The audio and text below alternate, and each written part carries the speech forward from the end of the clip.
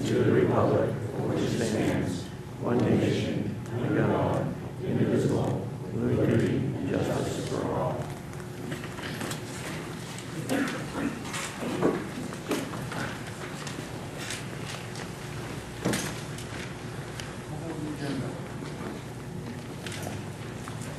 I'd like to have committee report reports for not issue 114.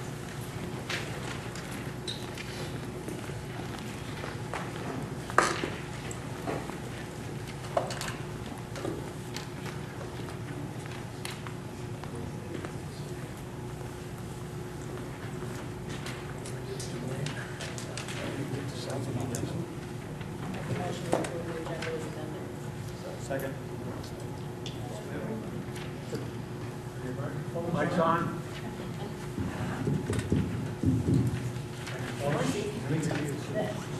Jack?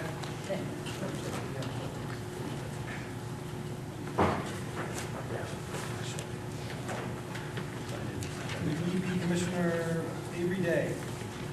See you right here. Star.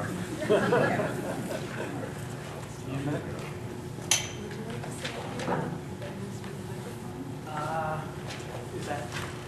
That's pretty good.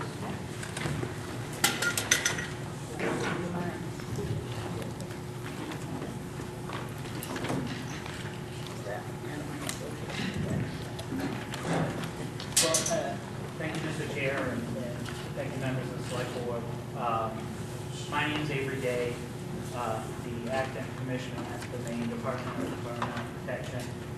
And here tonight, obviously seen the news coverage of odor issues in town, talked with Representative Perry, who asked that I come meet with folks in town and talk to them and hear their concerns. So I think mission one for me here is just to hear what's going on directly from people in town. And I can also tell you some of what's going on from the DEP perspective. I think, we consider this sort of an open enforcement issue. So in any of those cases, it's a little tricky. I think we're limited in what we can say. Did anyone hear any of that? So I'll provide you happily with what I can, and hopefully you don't find it too lacking at this point. I guess I would start by saying that I hope people in town here know that the complaints are being taken seriously. DEP staff are documenting any complaints and following up on odor complaints. And I think people sometimes get discouraged that they call in and they don't see any action and they figure why bother. I would say it's important to continue to make those calls. It's always important to document what's going on because if there's future action, then you have the facts that you need. The Du Bois Farm is a licensed composting facility. DEP's received a number of complaints, and the reason or reasons for the odor problem have not yet been established by the department. There's a number of possible reasons. I've learned, I'm certainly no expert in composting, but it's a more complicated process than I think most people realize. It could be, an improper process, an inadequate curing time, an acceptance of inappropriate waste materials. All of these things can lead to odor issues. And in order to establish that there's been a violation in the license, the department really has to be able to gather the evidence on the site to determine both where the compost is being produced and also where it's being spread. Obviously, when you have a lot of odor, that sort of is a signal that there may be a potential violation of the license, but it's hard to establish that conclusively. I don't think the department wants to go forward without establishing all the facts. So instead of proceeding without or with insufficient evidence, the department would prefer to gain access to the site and understand what's going on. And as you may be aware, we said this publicly to new papers and others who've asked, the department has been denied access to the site. So our first order of business is to clarify our right to access property. And we are exploring several options to do that. We've been talking with the Attorney General's office to understand what's the best path forward to first get on the site and see what's going on. Once we have access and can assess what's happening, then we can more definitively figure out if there is a violation and proceed that way. And I think that's probably the update from the department. I'm happy to answer or attempt to answer questions unless I feel it might compromise what we're doing, and I'll artfully defer. Thank you. I appreciate it. Thank you. We're going to follow you with a public forum, so if you are available for questions and answers. Okay. Thank you. So now we will move on to the public forum. And I just want to remind everybody that, everybody hear me? I just want to remind everybody that if they could just say your name prior to addressing the board, just try to keep comments to a minimum and questions through the board, please. That'd be great. With that said, public forum. Yes. Diane Robbins, Town of Arundel. I happen to also be in a butter and have been for quite some time. I have to say that this whole process has me quite concerned because I've read some of the documents. Number one, I have to question when they were allowed their permit to increase on April 24, 2012, why as an abutter I wasn't notified. And those of you who know me know that I've been to almost every meeting and answered and commented on almost everything that's happened with this facility over the last 5 to 8 years. I went to almost every planning board meeting that there was when they got their last permit. So I'm very well aware of what their conditions were supposed to be. But I also don't like knowing that they got a permit that I had no way of knowing and no way of saying anything at the time. But I'll also go back to that permit.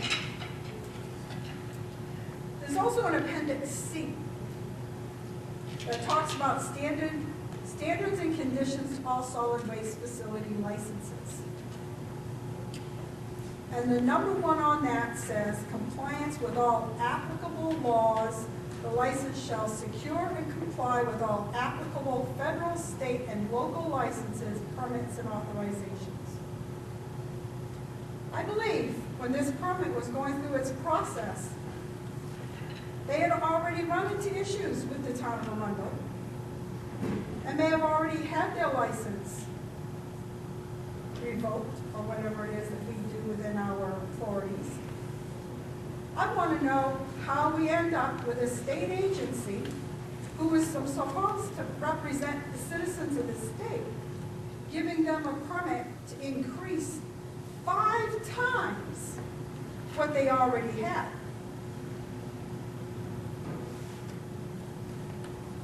That, to me, is not right. Now, we might have Department of Environmental Protection up in Augusta, but Augusta doesn't have any money. We, the citizens, pay those taxes and pay those salaries. And this is not right. If we have a law on the books that says that they're supposed to comply, then they should be complying. And if they're not complying, I don't understand how you could give them a permit to increase 5 times. 5 times, not once. 5 times the tonnage they were bringing in. Under the newest permit done on 8/24/12, which was the date it was accepted. It was received on 8/15 and accepted on 8/24, according to the copy of the document I've seen. I don't know how anybody, excuse me if I'm being rude, but I'm an abutter to this property and I have to live with this stink every day. How could you, in due diligence, have been able to do this in 9 days and verify the facts? Was received on 8/15 and accepted on 8/24. That's a little bit short for me. In this permit, it states under number 6, states, shall not create nuisance odors. I don't know what you call what we've been smelling for the last 3 years, but it's certainly a nuisance. Their maintenance manual logs are supposed to be updated to include a description of the residual bulk density and methods by which the bulk density value is determined. But they won't show anybody these logs. They won't show it to the town. I know that they've been there. I've read the newspapers. I'm pretty in depth with what's been happening down there. If they're supposed to bring in, or allowed to bring in 29 tons, I'd like to know how that's supposed to be recorded. What kind of logs they're supposed to keep, how they're supposed to document that they stay within that amount of tonnage. They're supposed to have an analysis. Traffic. We have no idea about the traffic. If you ask some of my neighbors, traffic's happening at 3, 4 o'clock in the morning. It's waking up my neighbors, it's waking up their dogs, and all we hear is bang, bang of the trucks dumping at 3, 4 o'clock in the morning. And number 13, once again, prevent and control nuisance odors. They're not in compliance. I called the DEP, and I'm sorry, but I am one of those who stopped calling because it was simply useless. I could tell them it stank, I could tell them it stank I'd be calling every single day. I work for a living. I don't have time to stop at work to call between 8:30 and 5 o'clock or 4:30 to call the DEP every day to say it stinks. I have to ask you to consider, as a property owner, I have a piece of property right in front of this place. When we were going through this permitting process with them, they didn't smell. They promised they wouldn't smell. And it was fine for a little while. And then all of a sudden, I hate to use the expression, but all hell broke loose. And then they seem to think, and I'm sorry, they seem to think that they can do anything they want. I don't want to put anybody out of business. But as an abutter, I understand that they can operate this business without stinking me out of house and home. But they're not doing that. The property I own out front is rental. Try having somebody come take a look at that place while it stinks. Okay? You want to talk about devaluing my property. My other house is a mile up the road. I've had instances this summer where I could, and I did talk to the DEP about this one, I could smell it a mile and a half up the road. Okay? There is no need of this. This has gone beyond composting. I own acreage that has someone fertilize my fields once or twice every year. Okay? Manure smells. Manure doesn't have to smell. They do my fields, and I am not stunk out of house and home when they do my fields. I can actually walk my fields. There's no reason why it should be this bad. They promised it wouldn't be. I sat through this permitting process with them. They said that they would show their tonnage being brought in. They said that it wouldn't stink. And you know something? It does. I know that the town has done what they could. I've seen the selectmen sit at meetings and say that they were going to do their due diligence to try to do what they could. They've taken them to court. So far, they've won everything, I believe. But there's no reason for this, okay? They can operate without stinking. I know they can because they did it. I don't know that they can do it at 5 times because that happened after the original permit. And that seems to be when everything went someplace in a mess, okay? Obviously, they can't handle 5 times because it's a nuisance to us neighbors, it's devaluating our property, and it's getting to the point where it's not just isolated to a few property owners that are Arundel. Okay, a few weeks ago, it went several towns out. Okay, And people can say, oh, we're not sure. But you know something, when you own the 65, 66 acres on the back side of them, okay, I can tell you where the odor's coming from. It's not coming from Old Orchard, it's not coming from Biddeford, I'm sorry, but it's coming from the town of Arundel. I don't want us to be viewed as a town that stinks. Okay, Biddeford got rid of Merck so that they could continue to grow. As long as we have this happening every day, every week, every month, this town's not going to be able to grow. This is going to be a disincentive for anybody to move into this town, a disincentive for anybody to move any other business into town. Do I want to shut this business down? Right now, yeah, I would, because they become an annoyance. I would prefer that they learn to live with their neighbors and to keep it under control in a manner in which I know they can. But that's not happening. So I'm here today for myself and some of my neighbors who can't stand it anymore to say something has to be done. We have a permitting process, and if they don't abide by the rules of their permit, there has got to be something written in your laws, and you know something with all the 5 zillion wasteful laws we have up in Augusta, there should be some kind of a law to address this. And it's pretty bad when they won't let the DP in, they won't let the town in. And that tells me there's something they don't want somebody to see. That also concerns me.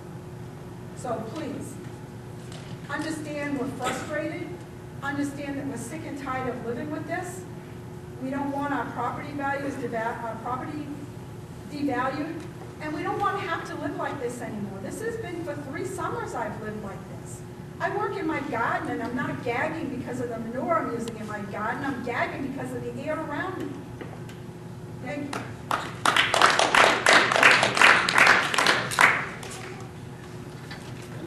Anybody else from the public? Yes. I'm director of the Du Bois Corporation. And the first thing I Would you just tell me your name? Oh, Saul Feder. First thing I have to mention is the fact that I understand Dan Robbins believes she's in the butter, but she is not. She doesn't abut any of the Randwick property. Okay, number one. Number two, the DEP process is not something that you can just snap your way through. Okay? We started a process to increase the amount of tonnage, okay, at the farm, okay, on a small 6-acre parcel that's surrounded by 100 acres of farmland. Okay? We started that in I forget what month. Okay, but our first application went along for 6 months. Okay, we had to start again and reapply. Okay, that application, okay, that occurs is first off, you send your documents to the DEP. At that same time, you post in the newspaper that what you're going to do. And if you look in your newspapers at the time, you'll see it was posted twice. Okay, exactly what we're supposed to do. We also send in notices to every abutter, okay, that surrounds the entire farm, okay, certified mail, okay, of exactly what we're going to do. We also are required and did present to the town of Arundel, and we did it twice, okay, the very plan and amendment that we intended, okay, to improvise. Okay. Within that period, the town of Arundel and everybody else can go to the DEP and complain about what we do. Okay? As far as being monitored by the DEP, okay, this item that we have told them, oh, they can't come, we have told them they can't come to our facility one time. Okay? That being, they had been there, okay, twice in the last 2 months. Every time someone complains, okay, they want to run out and re-inspect the entire process, okay, which is absolutely ridiculous. Nothing changes. It's the exact same process. It's like with the fields. The Department of Environmental Protection has nothing to do with the field spreading. Okay? We don't use raw sewage or anything else like that on the fields. Okay? We have a certain what they call dewar's level of what do you call it? Curing. Okay? That must be met before anything can be spread. Okay, the last time they came out to look at the fields, okay, they asked us to do a Dewars testing of our piles. We did. Okay, we sent it to the University of New England. It takes 6 to 8 weeks to get it. Okay, we got the information. We hit what's called a Dewars level of 5. We only have to hit a Dewars level of 3. When we spread on our fields, we used the Dewars level of 3. For our own purposes, we got our own testing equipment. It cost us $700. Okay, we went out and got it, and before we even did our fields, we tested to make sure that what we were sending out met that level. And it did. We spread it on the fields in 2 days, 80 acres, okay? So it would not smell any longer than it was supposed to. It was also supposed to rain, okay? Okay. I understand everyone would like to blame God for not raining, but it just didn't rain. And when that happens, okay, there's no sealing of the process, and you get a smell. And sometimes you can't control that smell. But it's a farm. Okay? Everybody wants to talk about us like we're villains and crooks and robbers. Okay? It's a farm. There's nothing about it that's villainous. Okay? You spread on the field to make plants grow. That's the only purpose for it. Okay? I don't know. I understand that, you know, people get upset because they decide to move in an area that had farms. Okay? Most of the farms in York County are gone. Okay? When you finally get a farm who spreads and you get a sudden smell, all of a sudden everybody's jumping around like that's a smell they've never smelled before. I really think that, you know, you have to evaluate the fact that, you know, you've been very fortunate in the sense that you don't have to smell that very often. Okay? We don't spread all the time. We try to narrow it into a certain timing so that it doesn't bother a lot of people. And people smell it? Yeah, it happens. Okay? There's nothing, you know, that we can do about certain smells. Also, okay, we never promised anybody that our composting or our field spreading would not have some odor. That is ridiculous. You know it will. Okay? But we do our very best to minimize it, okay, without the, you know, the constant intrusion of the DEP or of the Department of Ag or anybody else. They came out and inspected. We let them go out there. They checked our fields. They checked the composting. 3 weeks later, they came out and they wanted to check another field we had in Lima. They came back and they asked if they could go out and check our composting. We let them out there again. I was there both times. And then we come back and somebody complains and they say, well, we'd like to go out and look at the composting again. And we just said, no, enough is enough. They want to come out and check the field spreading. The answer is no. Keep off the fields. I mean, enough regulation is enough. I mean, it isn't like there's something that, you know, if you stand on the edge of the road and see if there's anything wrong, you would be able to see it from the roadway. Okay, anybody could. There's nothing but stuff that should be spread on the fields, and that's exactly what happened. Okay? And I realize people want to get upset and mad and everything else like that. Don't move next to a farm. Don't move into a Brundle. Don't move next to one of these lobster pits. Okay? Because you're going to get a smell. And you should expect it.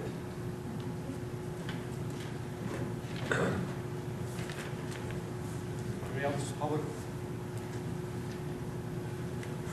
Sam Hall from Arundel. I grew up in a farm and I know what manure smells like, and what I smelled 3 weeks ago doesn't smell like any farm manure I ever had. But the question I really would like to ask is of the board, what remedies, it seems to me, I have no dog in this fight, I live in town, I smell the smell, but it seems to me from what I read that the board or the town is unable to enforce the rules in the permit. And I know the gentleman just said that it seemed to him to be over inspection. But what I read, and I only know what I read in the paper, they were not able to get the manifest that the material coming in. Something is coming in beyond manure, I can tell you that, you can smell it. They were not able to do the inspections that required in the permit that the town gave them. Whether it was 2 times or 3 times, I don't know, but the sense that I got from the report in the newspaper was that the town was not able to do what it had to do to verify that the permit was being complied with. Is that true or not?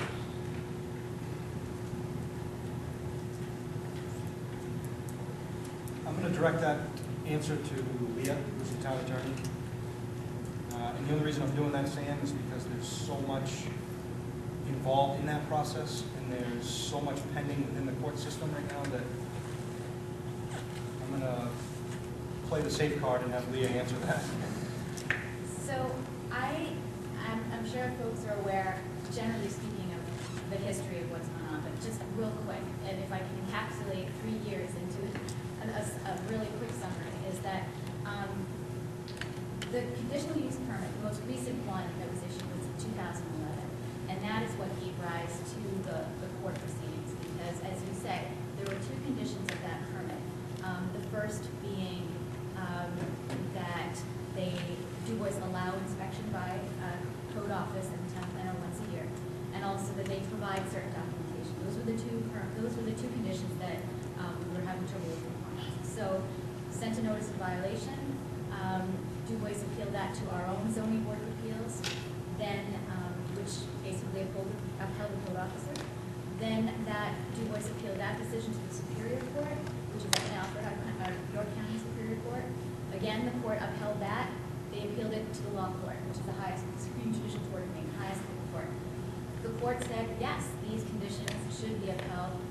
What Du Bois argued is that local regulation by the town was essentially preempted by state regulations under the Maine Agricultural Protection Act, that Right to Farm Act, as well as the Solid Waste Act. Okay? Law court said, nope, local regulation is okay, and therefore upheld those conditions. So we have the law court saying those are valid. Still, we had trouble getting compliance. Code office sent out another notice of violation recently. So we have a court action pending in the district court, or it was pending in the district court. Du Bois asked that that case be moved from the district court to the Superior Court because they wanted a jury trial, and the district court cannot give a jury trial. So they have a right to do that. The court transferred it up to Superior Court, and that's where we are. We're waiting for that. Also, the code office also recently sent out another notice of violation, basically saying not only are you not complying with the conditions of the permit and operating without a permit, you, as I think Ms. Robbins had referred to, expanded without a permit from the town. There was a permit from DEP, but not from the town. And under our ordinances, that is required. So we have a pending lawsuit with respect to making, enforcing our land use ordinance, saying you need to have a permit, you do not have one, we let it lapse. So there's that. And then there's another notice of violation, soon to become a lawsuit if there is no compliance with respect to expansion. So unfortunately, as we know, the wheels of justice sometimes grind very slowly, but the town has taken steps to file actions in court and to, the ultimate goal, the goal is compliance, and that's what the town is seeking to do from our end. That is with respect to the permits, though, not necessarily the odor, which I think is more in the realm of state agencies. Thank you. Thanks, Leah. Anything else from the public?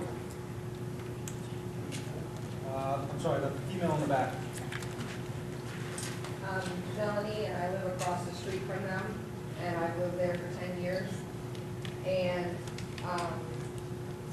Sal took the words right out of my mouth. If you don't like the smell of a farm, don't move next to a farm. 10 years, I've never once complained or had any problems with what they've ever done. And actually, I got a letter in the mail, and that just set me right off, and I said, I gotta be here because you have to support your local farm. I'm not into the legality of it, but these guys, family farms built this country, if y'all have forgotten that. And to see the whole family out there working and working hard and working long hours. This is not 9 to 5. This is not baby animals and rainbows. There are smells when you farm. That's just the way it is. And farms are going out all over Maine because they can't keep up with the regulation of the state. And that's wrong. That's wrong. And 10 years, never once had a problem. And these guys have helped me out more times than I can ever pay them back for. And I just think that, you know, this one day, there was a perfect storm, the wind blew the other way, and, you know, Biddeford, Old Orchard, Saco just happened to catch a whiff of it. But most of the time, it's blowing right to my house. I never, ever had a problem with it. I would much rather smell that than murk.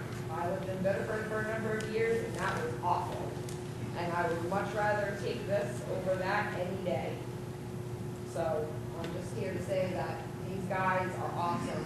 And like I said, I'm not in the legality of it, but, you know, they're a family and they're trying to survive, and I have no problems with them doing that, no matter what it is.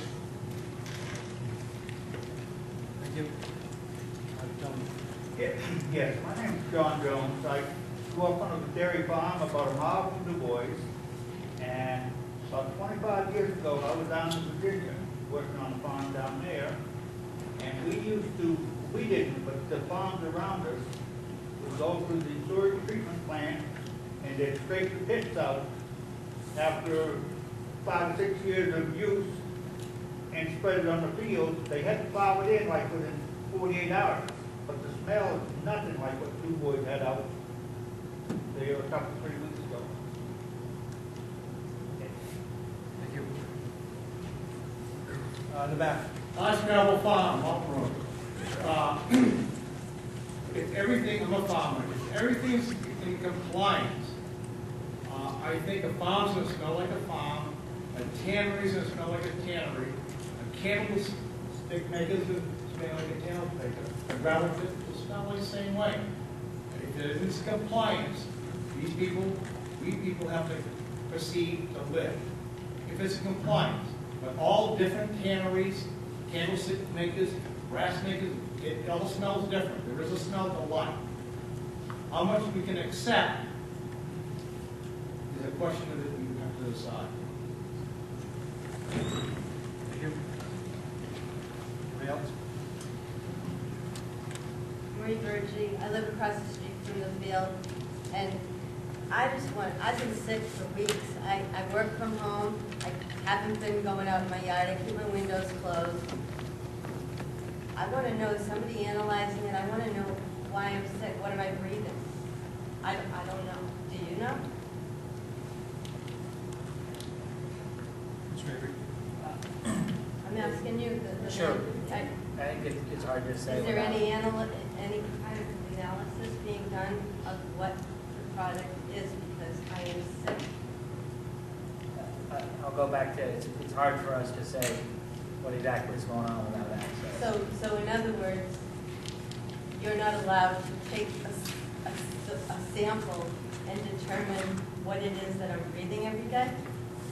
Our government isn't allowed to check what I'm breathing? We've been denied access. I wouldn't say that we're not allowed.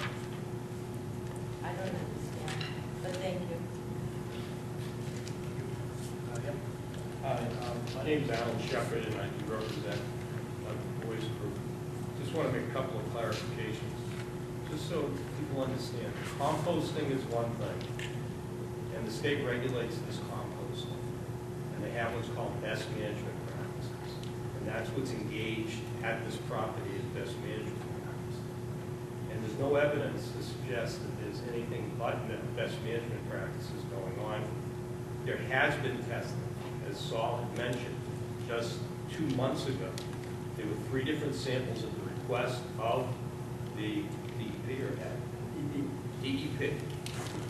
Was sent out, and it came back, everything was fine. So there's nothing mysterious, there's nothing other than this process of a lot of material coming in, being regulated and looked at, composted by a formula that's prescribed, that they have followed. And what happened here was a field spread that any farmer can do. And what what an average farmer can do is not as well tested as this product, because this product was tested. They spread it. It happened on a day where it became very windy, the wind was in the wrong direction, and they were anticipating rain, and if rain had come down, that would have settled down the smell. So that's the components of what's going on here now. There are issues that have been created in the town, but I think that the non-compliance with the town is very small in nature when you're talking about the magnitude of these what people perceive here. There were attempts to try to get the inspection done with the code office, but the Du Bois Group wanted to have the Department of Agriculture there. The Department of Agriculture, they're the experts in this field. Local guys do their best to try to keep up with it, but the Department of Agriculture understands the process. So if there were any questions or any kind of suspicions, they wanted the Department of Agriculture there, who was in support of what these guys do, to witness if there's any concerns, to address them, and they could coordinate them. There was one effort to do it. I think they, the code office gave a couple of days' notice, and it was right around Labor Day, and that didn't happen.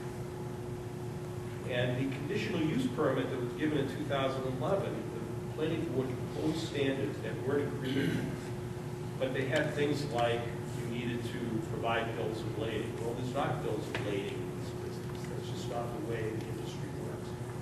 But nevertheless, these guys were willing to provide the same information that the state requires every year of showing how much product came onto the farm. And they did that. And they sent it to the town. And there was some question, the town said they didn't receive it, they sent it again. I think they sent it 3 times. So I think some of the things that people are reading in the paper and some of the things that are said here tonight are based on some misinformation, because that's what happens in situations like this. But the fact is, these guys are regulated by the state. They comply with what the state is requiring. And there was a law, the Right to Farm Act says that if they are complying and engaging in best management practice, they cannot be found in violation of the municipal ordinance.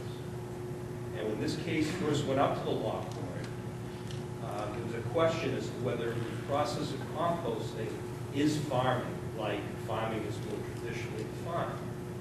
And the law court said no, the definition of farm does not include composting. So the Department of Agriculture took exception of the law court's interpretation, and they changed the law. So the law was changed after this case to specifically say that composting is a farm operation.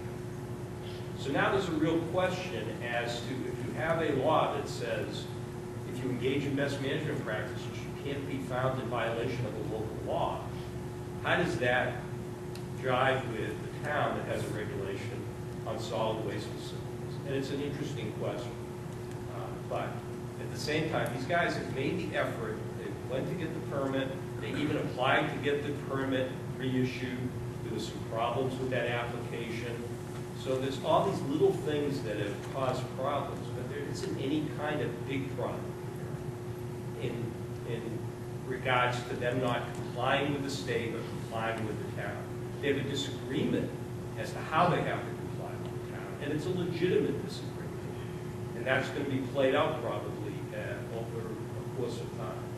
But there isn't any defiance, there isn't any hiding, there isn't anything other than fish waste and other products that the Department of Environmental Protection has said that they can bring on their property to create a compost. A compost that is everywhere you can imagine. Barbara Bush grows her flowers with this compost. I mean, there are landscapers all over your county that use the loam that comes from this compost. These guys do a good job. And when you talk to people in the state, this law has not caused a problem. There is no other towns that have had a hearing on this, except the town of Verona. And that's not finding fault in the town of Verona, but it just happens to be that it's where this property is located and the things that are around it that occasionally cause problems. But there doesn't need to be 3 cameras here. This isn't really newsworthy. There's nothing terrible that went on here except an incident of field spray of state-approved product. Okay? Thank you. Anything else? I have a follow-up question if you could ask. The testing that's done, they said where it was sent. Who gets to pick the samples? Does the DEP pick the samples? Does the town code enforcement officer pick the samples? Or does the farmer who has to have the testing done pick the samples? Do you know the answer to that? I'm sorry, I don't know the protocol. I would assume the department. I do. Okay, generally, you know, when we pick a sample, you know, if the DP gentleman is there, we'll pick the sample, okay? When it comes to now, we also do water testing, which we did last week, okay? We're constantly doing things in relation to the farm to make sure our standards are met under our licensing agreement, okay? We have a certified main hydrologist who comes out. You only can use certain ones. They come out and they test the water, okay, and then they go back and do it.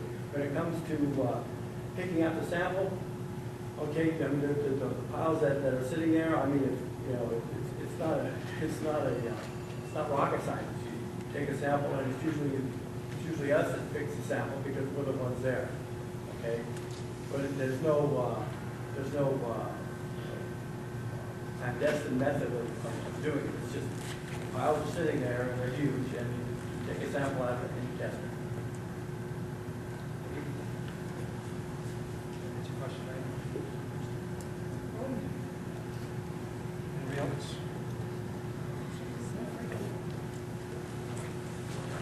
My name is Florian Monroe. I've been living next to Marcellus for 1965. And I remember way back then, they used to spell cow manure, which you smell a little bit, and then that chicken manure, which you smell. And I don't think that this here smells as much as the chicken manure way back then. And I have a grandson that uses his compost to grow his pepper plants in the greenhouse this year. He had beautiful crop of peppers, which I don't see anything wrong with using composting material of DuBois. I know that's the only use on 2 acres of land compared to 8 acres, but still, I don't see anything wrong. Thank you. Bye-bye. Thank you. Anything else from the public?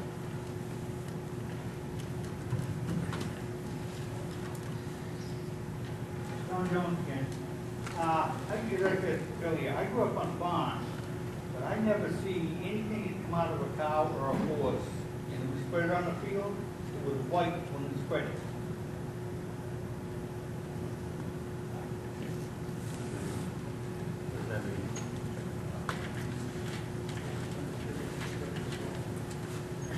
Anything else from the public? Sam, just to follow up a little bit, I'm a little confused. I heard right to Farm Act.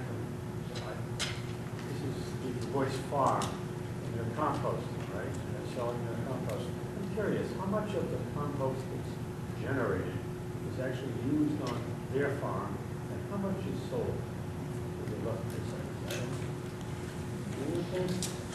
The compost is produced over the year. How much is used on your land, and how much is sold? Well, we spend it on land, we also sell it.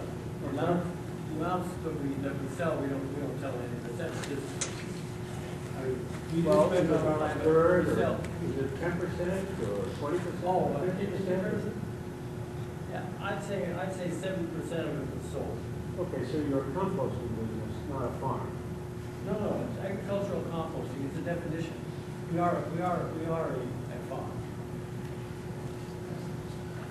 We spread, I mean, we have chickens, pigs, goats, things like that. I grew up on a farm. Okay, so you know the routine. I mean, it just happens, we happen to do composting, agricultural composting on the property as well. On 6 acres of about 400. Thank you.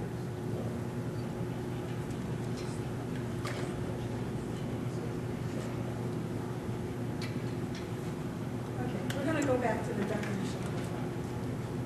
I know about farms. Farms take care of my fields. I like farms. Farms are pigs, cows, chickens. I don't think I've ever seen a lobster on a farm. By my definition, and it may not be your definition, by my definition, what they're doing is they're running a rendering.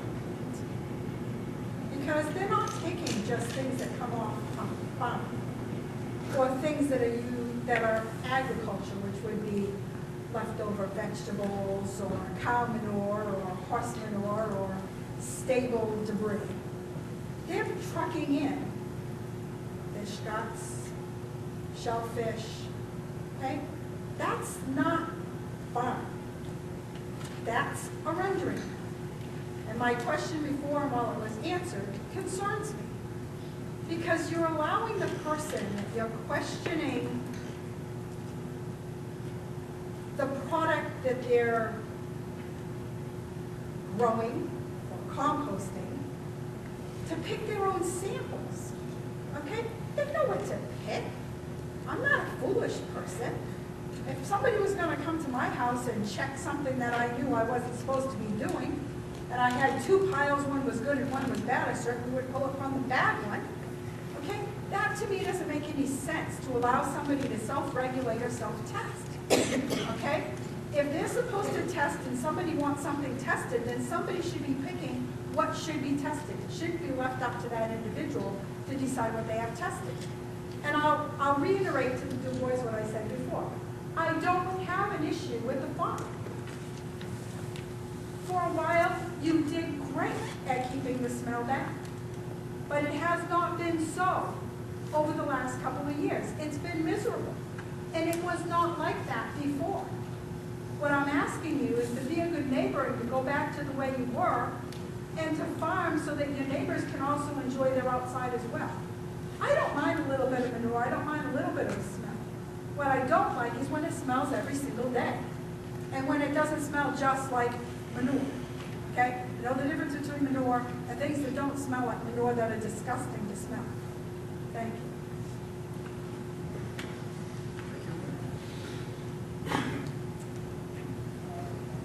Great Du Bois. I don't know if anybody ever heard of back in the day, Indians used to dig a hole, put a fish or a lobster, then put a seed and grow.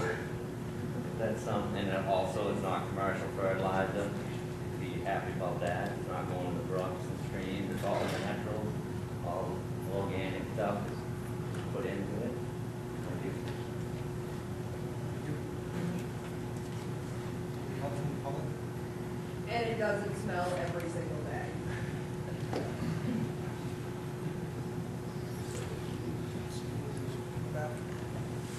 Suzanne Medora, and I live right across. And it follows the brook up, and it smells every single day. There's been times I've opened my garage door, before I could get my garage door down, my whole house. It made me sick to go in. The odor is so bad. And I will say to myself, you did a wonderful job for a good many years, but why in the last 2 or 3 years has it been so bad? I've got grandchildren that have lung problems, and I don't want to go to my house at certain times, it's so bad. I think you can do it the right way, you did. And I would appreciate it if you would try to do that again.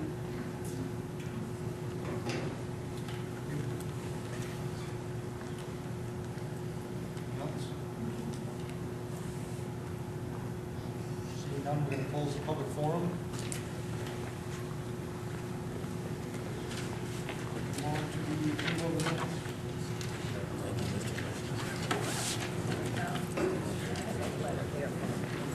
Yeah, I agree. I make a motion that we just take a quick recess and focus on water and meeting.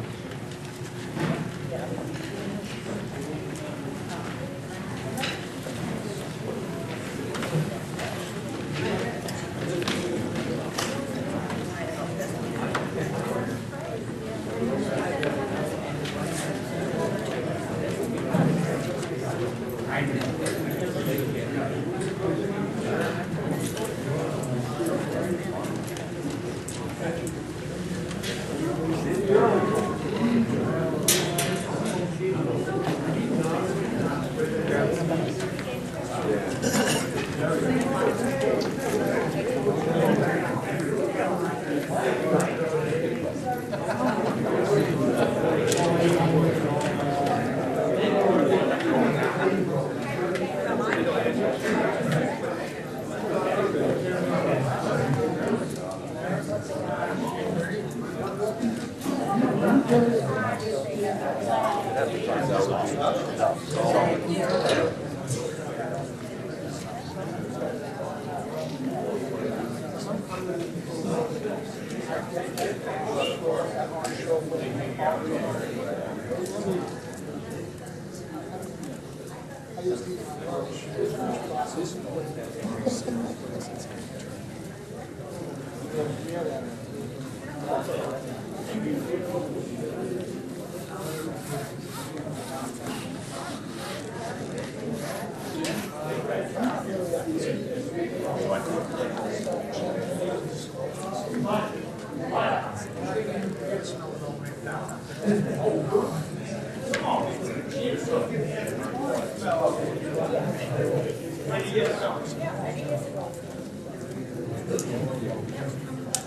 the folks that are hanging around, we ask that you please leave the doors to continue our meeting.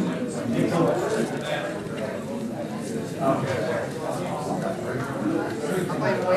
Yes, Michael. I think it's planning board fault.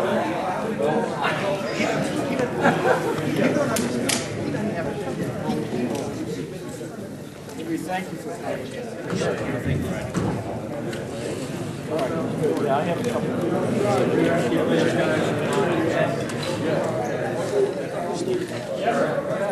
Thanks for coming. Sure thing. So nice to. Yes, nice to meet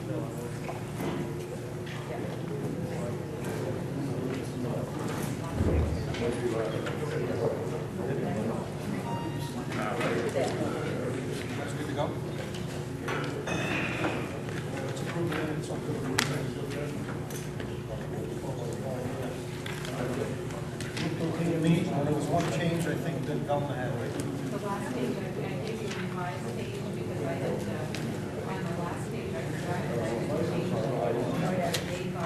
So I corrected, Delta wasn't there.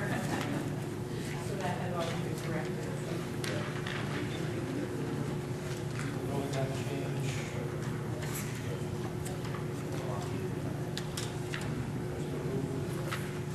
So moved.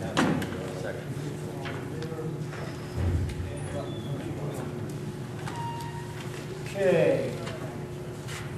So at the Monday, November 2nd, school board meeting, we started off with the approval or nomination of Karen Bubar as the principal for the Kennebunk Consolidated School. The board approved that nomination, $99,500. They accepted a resignation from Tara Ular, who's a special ed teacher for 17 years. Let's see, old business, some bond update. Apparently the committee decided to go through Morris and Cabot instead of going to the main municipal bond bank. In doing that, they were able to save $2.7 million throughout the course of the loan. So they were able to get a much better interest rate by going that route. So that would be good. Building project update. Right now, they're pretty much on track. A little bit ahead here at Mel Bay. High school drawings are almost done. What they're going to do is they're going to start bringing some dumpsters for all three schools to do a massive cleanup. Start doing a massive cleanup. And some of the moves over at the high school will probably start during winter vacation. Strategic plan update. They're working toward their second meeting. They seem to be working very well together, and I think most of us all got postcards in the mail on they're having a general public forum coming up here. Let's see, facilities. Talked about the building committee. Talked about consolidated schools on schedule. DEP permits are not needed. And they're working with the Kennebunk Board of Selectmen to make the school a temporary emergency shelter. ML Day, the docks are in good shape. However, there are some zoning issues. I'm not sure if any of you remember, there are some lot coverage issues that I believe they're working with the town on. High school is working the finer details, you know, like where the data drops are going, where the solar panels, they're working with the light panel on prints of solar panels. You know, lighting and sound discussions for the theater, so they're getting down to that finite detail. And then over at MSK, apparently they've got an air quality issue there. They found some mold behind the whiteboard. There was some leaking moisture on the second floor sink. They've got that taken care of. Mildy the mold dog from Florida, I guess this is an individual that is a little bit of finding mold. She's supposed to be coming over at some point and go over the whole building to try to mitigate whatever's happening. Let's see. Curriculum design team talked about the kindergarten jumpstart, and they've got a bunch of data that shows that that's a real good program, and the kids that have been through that show some great progress. They were hoping that there would be more attendance, but there are some issues with when that Jumpstart program happens versus when, you know, parents, they can't get their kids there because they've got to work, they've got to, so they're working on trying to not change that program, but they're looking at various transportation issues or ways maybe to get more kids involved. Let's see, they're working on updating the pay for the school nurse. Apparently, school nurse pay is pretty low. So they've updated that. It used to be $50 an hour, and now they're at $125 a day. Basically, that's about it. We adjourned at 8:35 p.m. Oh, we have one quick thing. They talked a little bit about enrollment. They did an enrollment projection report. And if anybody is interested, they can go to the RSC 21 website. It's a 70-plus page report. So you can go to the website and go look at it. There were some concerns about the enrollment at the high school. It shows 800, but what they were taking, they were taking all of the kids, all of the Arundel kids, and projecting them in Kennebunk High School. That's not the case. You know, 90% of the kids, actually probably more than that, go to TA. I think there's only about 30 kids that go to Kennebunk High School. So they're looking at that. They are now actively pursuing kids from Arundel, from middle school to go into the high school. So they're trying to put a marketing program and try to get some, you know, get the kids from this school to go to the high school. And overall, the trend shows the lower levels of enrollment in the elementary school. That is it. They had an open house at the school for Arundel students today. My granddaughter. So I'm assuming it was for all of them because I know she went. Yeah.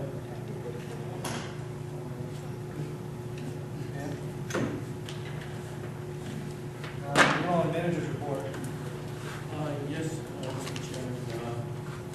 First off, just to let you know that you have received a successful grant from the Public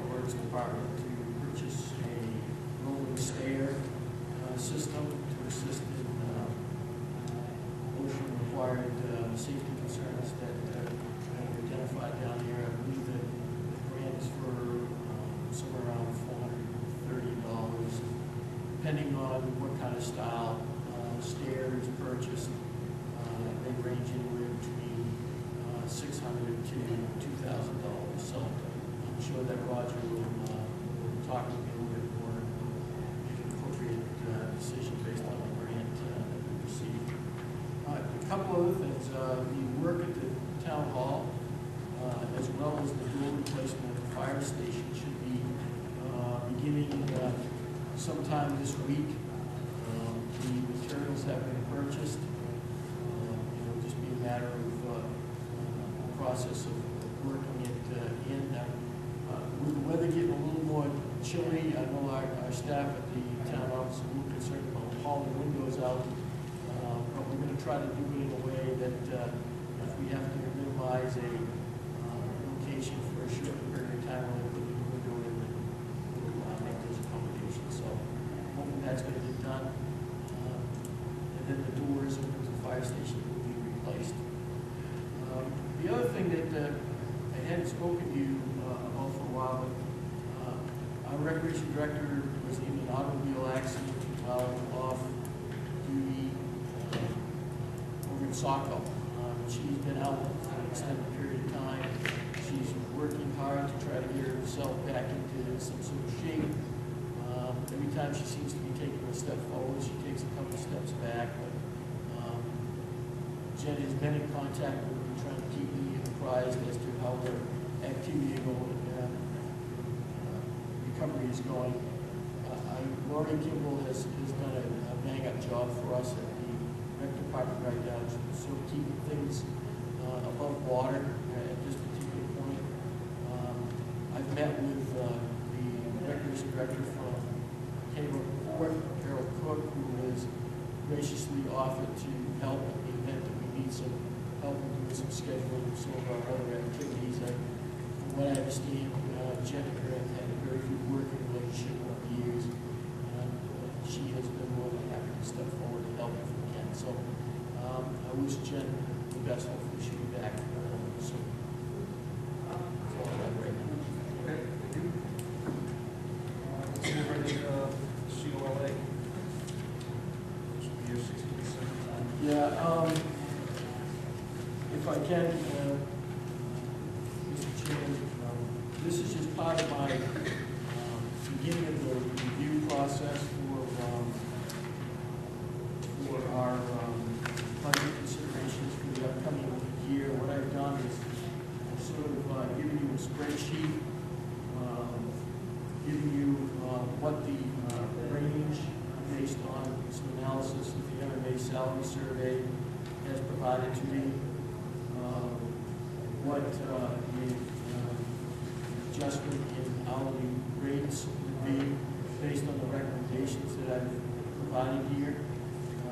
You'll see on the far right-hand side, you'll see an okay, or an increase. And what I've done is, my analysis of cost of living is that if it isn't staying the same, it's going down slightly. So typically, municipalities have made adjustments in compensation based on COLA adjustments. So what I've done is I've tried to take that into consideration, but we also had a couple of positions that, in my view, when I looked at the salary survey, needed to have some additional adjustments to, and so I've made those proposals there for you to review and analyze.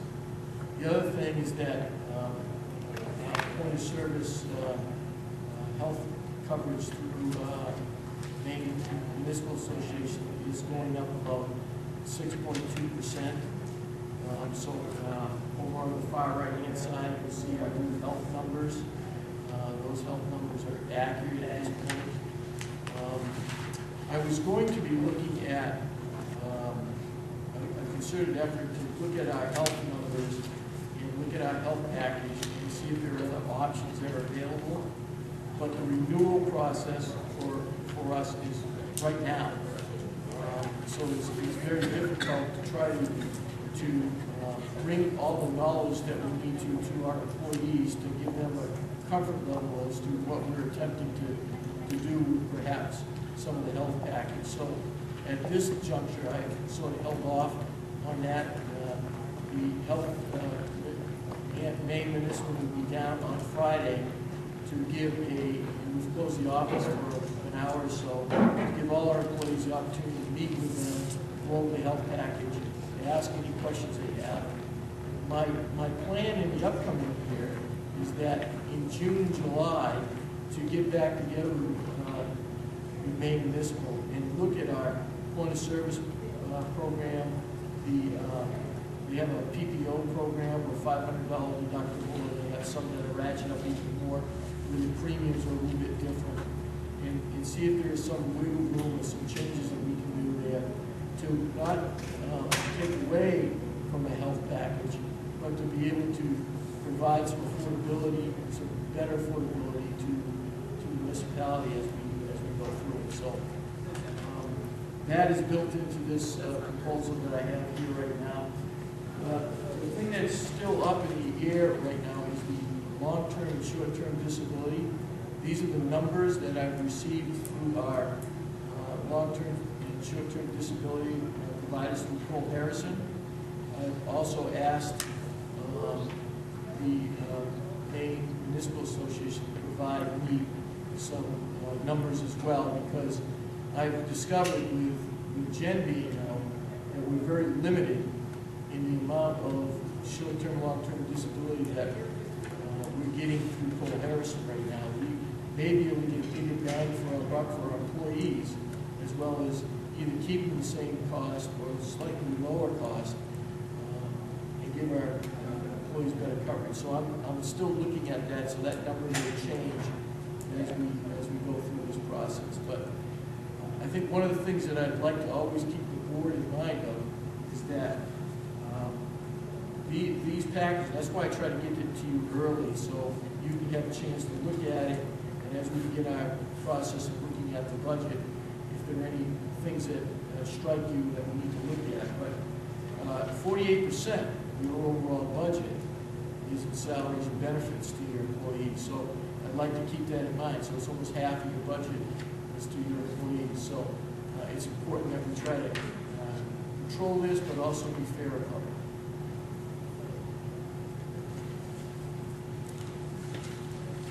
Questions on this from the board? Just to be clear, Keith, you have the 2%, that's the number you have there is the actual number now. Yes. You would up it by 2%. No, it's the number up to by 2%. It's up by 2%? Yes, sir. Okay. The numbers that you're showing here are the numbers that would be what I would recommend. Okay. Unless we come up with something different.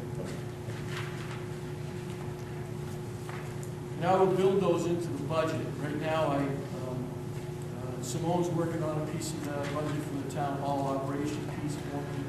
I'm still waiting for numbers from the fire department for their overall fire department budget. I've made some proposals based on the per diem and our call force, based on our past expenditures. It appeared to me that we may have been allocating too much money to carry out that service. Now I've sort of modified that. You'll see those modification numbers here. And when you get my spreadsheet in the fire department, it will detail out the position hours, our average hourly rate, so we can get a better handle on that. But I think there's some real room there not to change the service, but to tighten up on the cost associated with the service that we provide. So I'll still be working on that.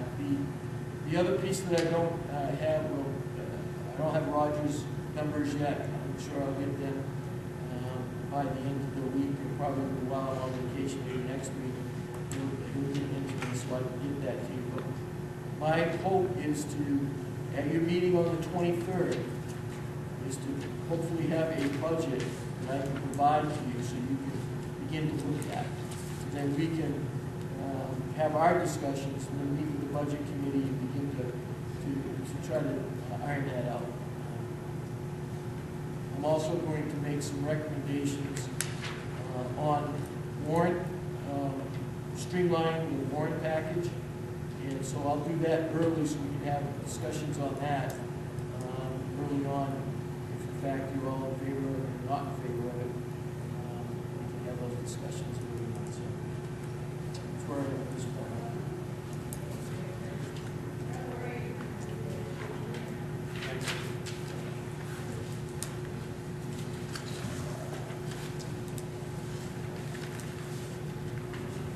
Purchase of a bus for rec department. Yes, if I may, as you know, that our existing rec bus no longer will pass inspection, so we're in a quandary to replace it. That conversation started when I first got here, that there was an effort being made locally to try to find a bus. Quite frankly, it's been difficult to find one that would at least meet our needs. What we were looking for was a larger bus. The folks over at Cressy's over in Kennebunk had found a bus and are willing to sell that bus to the town. It's a 71-passenger Freightliner with Mercedes motor, and it's about 116,000 miles. We're willing to sell it to the town for $12,000. Presently, we have $14,169.35 in the budget, with another $5,000 coming in after this year's appropriation we just had. It'll give us a little over $19,000 in there. I reached out. They were going to do. There were two options that they provided to us. The first option was they were going to do all the repair work. They were going to do the painting and make sure the bus was inspected and put new tires on it. And they gave us a price of $21,000. I reached back out to them and said, can we buy the bus as is? And he said, yes. And that would be $12,000. So once we get the bus, our plan is to then take the tires off the existing bus that we have, which are in very good shape, put them on this new bus, go through and do whatever other mechanical repairs. We don't believe there are any mechanical repairs that need the bus at this point. But the rear door, emergency door, has some rust issues that will have to be attended to.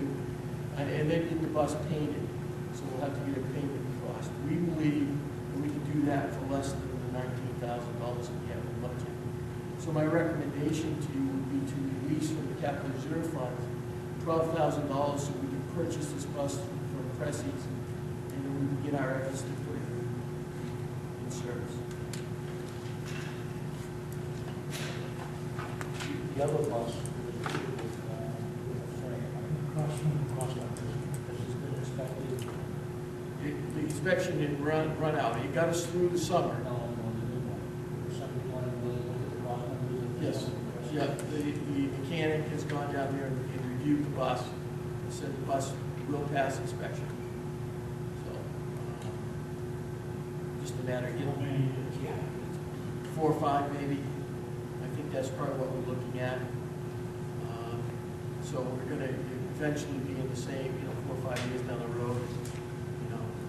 We may have to up. I may request that we up the capital reserve funding from $5,000 to $6,250. So we're a little bit above that, but I think we're going to be in that, that $12,000 to $20,000 range to replace the bus probably the next 4 or 5 years after this one. So that's just my thought process on it.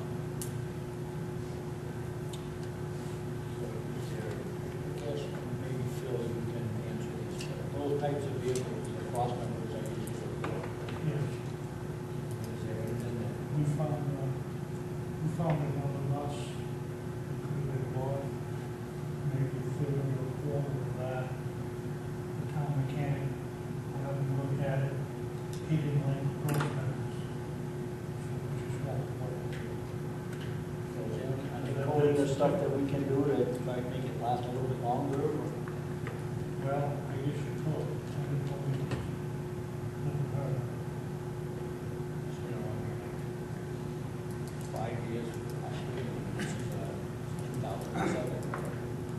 You know, I don't know how busy our town mechanic is all the time, but if you replace 2 or 3 or 6 cross members every year, by the time they were all gone, then you have them all renewed, and you get some extra 3 years on the bus, maybe. I understand it's quite a little process to change that. So that's where we are. We have this bus available to us if you so desire. You think it's worth the effort to get. I'll make a motion that we go ahead and use the $12,000 the recreation center reserve fund for this bus. We can have a discussion with Roger down or we can do it right in the last longer than 3 years. What happens to existing funds? Well, I'm hoping to pick it apart. Right, we're gonna take the newest tires off it. We talked at our last meeting with Phil to see if he doesn't need the motor anymore, but he was gonna look to see if the transmission was something he needed. If it was, we may be able to work out something with Phil to take it.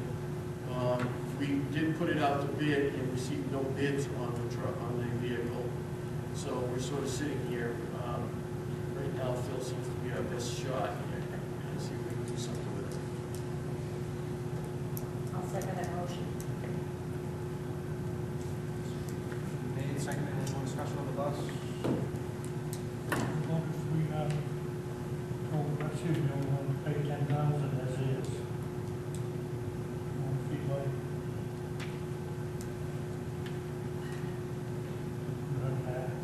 Want to make your motion up to? No, no. No, you made the motion, 12,000. Yeah, Make it up to? I'll make it up to 12,000 and I'll we'll go back and try second to that. renegotiate it with it. Whatever we can. Yeah. All in favor?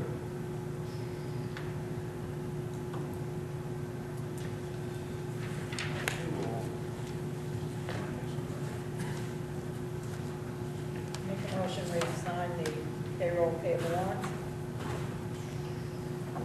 Second. All in favor?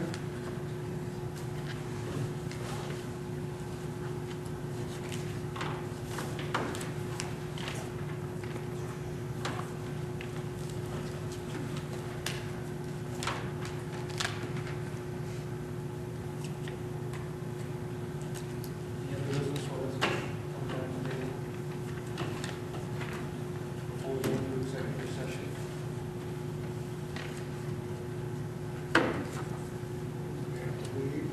I do have a question.